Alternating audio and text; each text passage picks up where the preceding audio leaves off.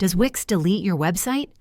Wix does not automatically delete your website unless you choose to delete it yourself or violate their terms of service.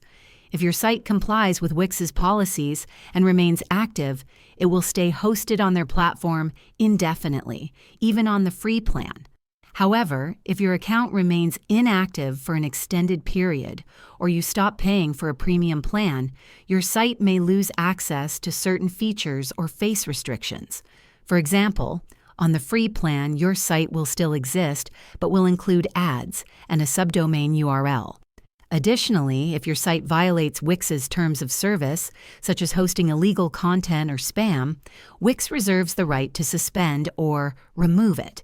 To keep your site safe, ensure it stays updated and compliant with their guidelines. If this video helped clarify whether Wix deletes websites, don't forget to like and subscribe for more tips. Thanks for watching.